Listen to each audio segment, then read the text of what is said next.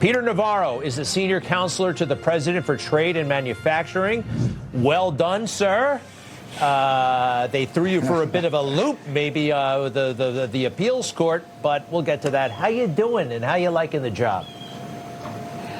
I'm doing great. I want to wish everybody a happy Labor Day. It's actually my favorite holiday. I'm the director of the Office of Trade and Manufacturing Policy. My job is to help the boss put blue-collar people to work. And I'm happy to report here some statistics that prove that we're doing that. We're to start with the 2.5 million American-born people have been put to work since President Trump got in. That's a big reversal when Biden was putting all the illegals to work and sending Americans to the unemployment line. So that's a good deal. My favorite stat, Greg, is the real wages. That tells you if things are getting better for blue-collar workers, where they have more purchasing power.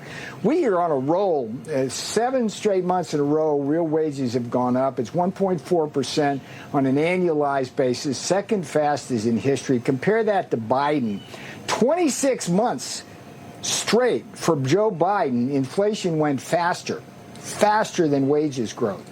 And then we've got inflation tracking below 2%. So all that's good. And then the big, beautiful bill is going to provide a lot of relief. It's about a $15,000 average tax cut for middle-class Americans and blue-collar Americans. That's good. The no tax on tips, no tax on overtimes. That's $1,500 more in people's pockets every year who are in that line of work. Seniors are getting $63 billion in no tax on Social Security, and that's just all good. And then the trade stuff, we've got $8 trillion of pledges, new investment. And from an economist's point of view, I tell you why that matters. Not only does it create jobs, it increases productivity, and productivity is the key to driving real wages up. So President Trump's like running the table for blue-collar America. This is the greatest Labor Day we've had, certainly since he left office, and probably for decades. So we like that, and I love being here with you tonight on this great Labor Day. Well, that sounds awesome. Hey, so what about this? The federal appeals court, 7-4, ruled that President Trump exceeded authority under the IEEPA, but let tariffs stay in place until October 14th. It looks like the Supreme Court, you can count on them. But what does this mean short-term, long-term, and are you guys worried? Sure.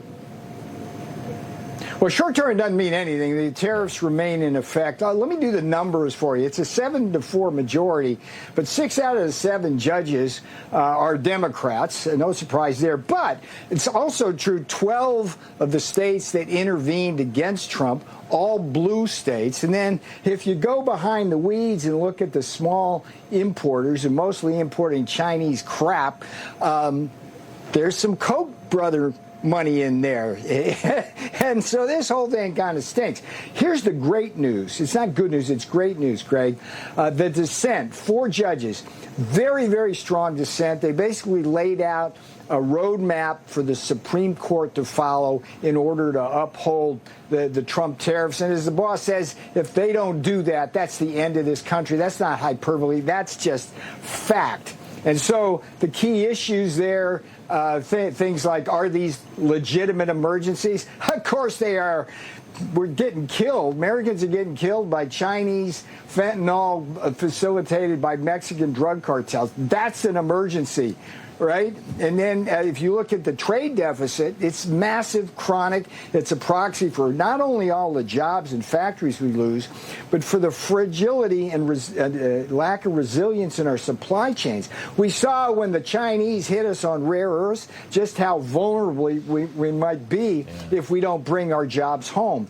And then the final one is like the court came up with this red herring, oh, these things are permanent, so they're not authorized by IEEPA. Hey, guess what? Every year the boss has got to go back to revisit that. And by the way, if the Chinese stopped killing us with fentanyl, those tariffs would go away tomorrow. And if the trade deficit balanced tomorrow, those tariffs would go away as well. So we feel good about our chances at the Supreme Court. The stakes probably the highest, Greg, in our history. This court case from an economic point of view, it's the most important court case we've ever had economically. We hope we'll prevail. We're confident we will prevail. As the boss says, let's see what happens. Well, Peter Navarro, there you are at the White House. A little over a year ago, you were in jail. And it's just amazing how life works out. We're very happy for you and your family, Peter Navarro, and the country, by the way. Thank you very much. And I always thank you, Greg, for never forgetting about me. A lot of the mail I got was in prison was Greg Kelly's mail. Thank you, sir. I told everybody in the audience, hey, send Peter a note. And they did. I know. And the audience loves you, and they hate what happened to you. Love it, We're still going to get some justice for all of that. Peter Navarro, Senior Counselor to the President for Trade and Manufacturing. To be continued, sir, and we'll be right back.